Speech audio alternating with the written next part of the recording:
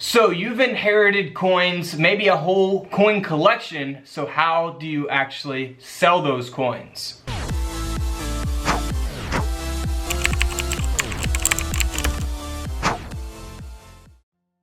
Now first, you inherited coins, you have to determine if your coin is valuable. So what makes a coin valuable? Well, first, there are low mintage coins. So these coins are specific dates, specific mint marks where they didn't produce a lot of those individual coins. So for an example, the 1909 VDB penny, they only produced around 484,000 of those. So those coins are going to be extremely rare. Really, in any type of condition, even if this coin is in really rough condition, it will always sell just because they didn't make a lot of those coins. It's low mintage.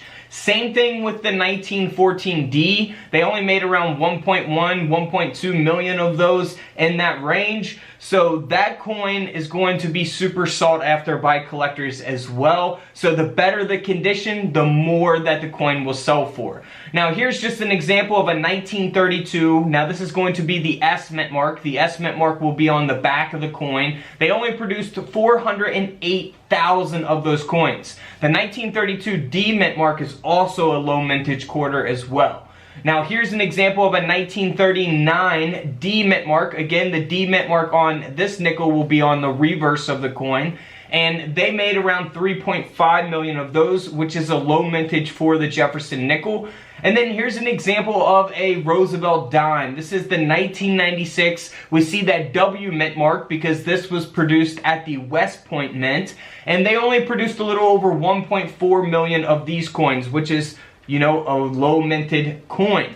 So those are examples of what low mintage coins are. So having a low mintage coin can definitely give your coins value, but that's not it. Your coin can also be valuable if it is an error coin. Now there is a lot of mint errors out there that are fairly common and not so valuable. But if we look at this coin here on the left side, the 1955 double die penny, those coins can sell for thousands and thousands of dollars. So I talk about in my coin videos here on the channel of what coins you should actually look for. So if you haven't seen any of my videos, check those out. That's what I do. I explain what coins sell for what in those videos. So feel free to go check those out.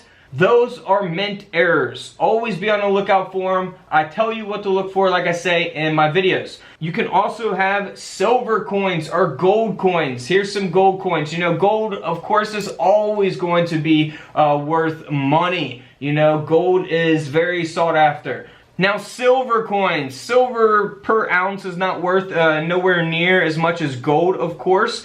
But here's some different examples of some silver coins. We got a 1964 dime here. So 1964 and before are 90% silver for the Roosevelt dimes. For the Mercury dimes, Barber dimes, those are all 90% silver.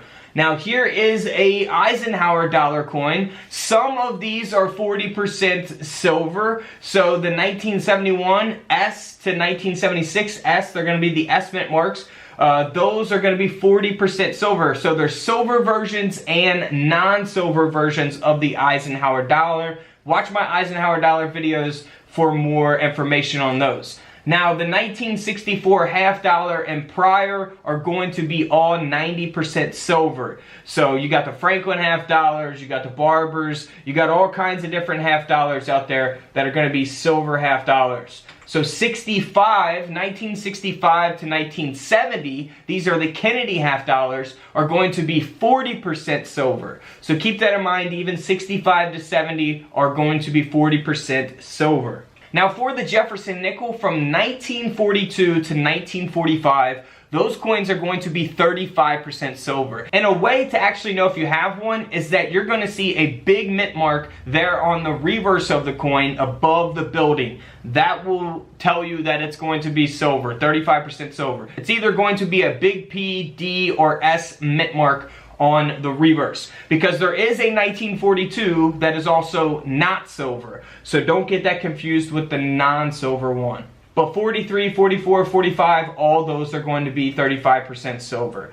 Now, same with the Washington quarter, 1964 and prior are going to be 90% silver, but keep in mind, there are proof coins out there that's been produced that are silver. There was the 1976 bicentennial Washington quarter that has a silver version, a 40% silver version of that. So there's a non-silver and a silver of that as well. So keep that in mind. Okay, so step number 2 kind of goes with step number 1, of course. If you would like to send pictures to me instead of researching all of this information yourself, if you would like for me to review up to 10 different coins a month, different coin pictures, you can do that by going to my channel, pressing the blue join button right there on my channel. Once you do that, it pops up like this. And you want to select level number 2, $4.99 a month. You can cancel at any time. If you want to do it just 1 month and then cancel, you can do that. It's totally up to you.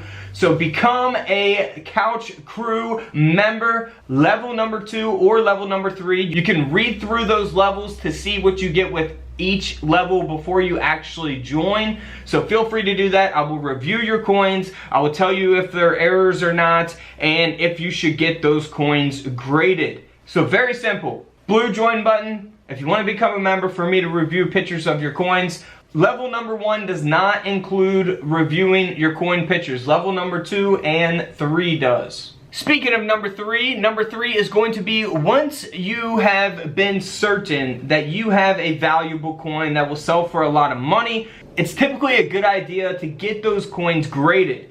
Now, the coin grading scale goes from 1 to 70. Now, this is a video on PCGS's website, the coin grading company, PCGS.com. It shows you the grades of these coins, the Morgan dollars. Coin grading scale goes from 1 to 70. We got good grades, very good grades, fine, very fine, all the way up to a mint state grade, which is where, you know, you see a lot of typically valuable coins. But it doesn't have to be a high grade for it to always be valuable. Like we looked at that 1 penny 1955 double die, even if that's in, you know, a very fine grade, that's still going to sell for a lot of money because of it being such a famous and sought after coin. Now you can go to their website and click on the coins and it will tell you about the specific grades. So feel free to do that if that's for you. Speaking of coin grading, there are 3 different coin grading companies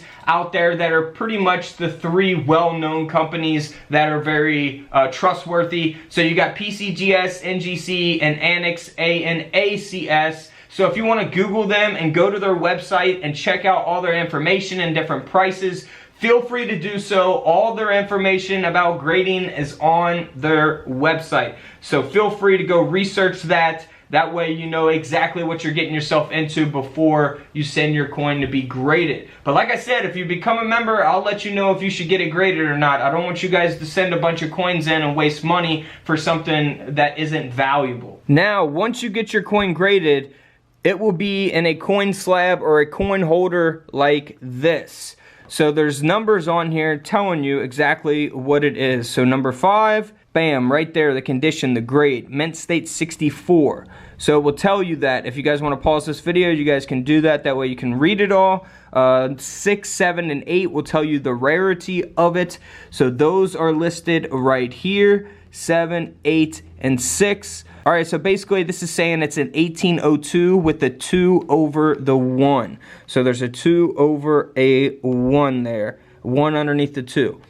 Alright, so PCGS, this is of course the company. The shield here, it tells you about the shield, the secure gold shield, which you guys can look all this up on their website if you would like to. So feel free to do that. Of course, number 9 is going to be very important. These numbers here, that will tell you all kinds of different information. So basically that will tell you the coin's population, give collectors a count of the number of coins in the same condition, and it's got a unique certification number linked to the PCGS price guide and also to the cert verification app. So feel free to go download that as well. That's PCGS. Now once you have your coin graded, You want to sell your coin, of course. You want to make that money and sell your coin. Now, some coins you can sell that are not graded. You know, people are still going to buy them if it's a specific type of coin, like, you know, a 1995 double die penny. You know, if someone sees that on eBay, they're probably going to buy it, you know, even if it's not graded. Probably not for a lot of money, but still, you might get more money out of it, you know,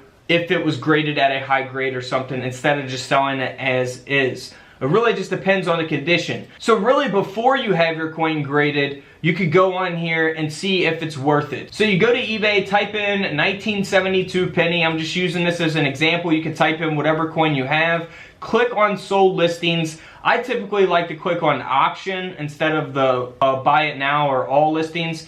That way it shows me how many bids were on, you know, a specific coin. So this coin here, 1972, sold for over $740. The coin has not been graded, but this is a very sought after coin, the 1972 double die. Look for doubling on the lettering, on the date. I've done a whole video on that coin, so just type in 1972 penny here on YouTube and you guys will find that video. So 80 bids on that, man. That's just amazing. That's a coin that I would recommend getting graded before you actually sell it, in my opinion. Now again, we see all kinds of different coins here. Some are graded at red brown, some are graded at brown, some are graded at red. So you always want to check online, check sold listings there, and determine if your coin is worth getting graded. Now say you want the sold listings and your coin was only selling for 20 bucks being graded.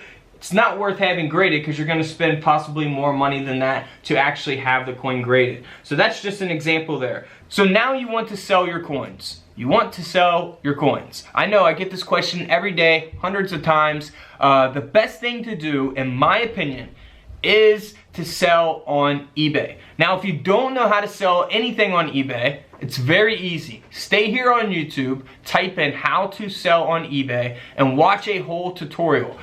Maybe a newer one. Make sure it's a newer one that's updated. That way you guys can figure out how to sell on eBay. I sell on eBay all the time. Very, very easy. I don't sell coins. I collect them. I'm not into really buying and selling coins. I sell other stuff, collectibles, but I enjoy collecting coins. I don't want to sell my coins. I want to keep them. But you can also use other places. If you want to sell on Facebook Marketplace, you can. You just got to take that risk of meeting up with somebody, things like that. So I don't know if you want to do that or if you're into that. Some people don't even have Facebook, so maybe they don't have that option. You can sell your coins on Instagram, really any social media platform. You know, you can reach out to people that are collectors that want to buy coins, and you could sell those coins to those people. You just got to work out the details, the shipping, and all that information. It's easier for me, in my opinion, just go through eBay and you know, let them take their percentage, ship it out, bam, get your money, and move on to the next sale. Now, another thing you can do is you can go to the coin shop, which I like to call it quick cash. People just go to the coin shop to get quick cash,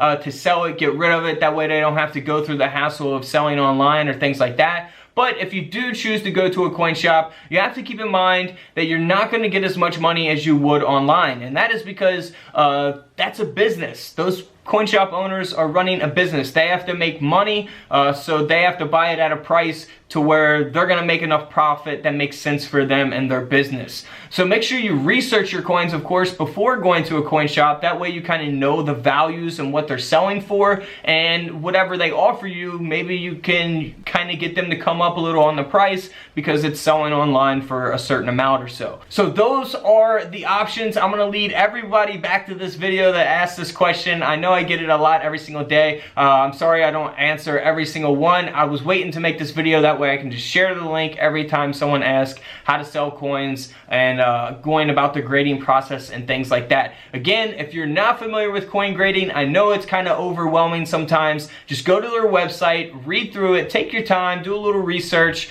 and all the information's on there. You just got to read through it and just process that information and just learn it. That's what you got to do. You got to read it and learn it. Alright guys, I hope this video helped you guys out a lot. If it did, please give it a big thumbs up and comment down below any questions you have. Until tomorrow, I will see you guys in the comment section below. This is Couch Collectibles, and this is where I disappear.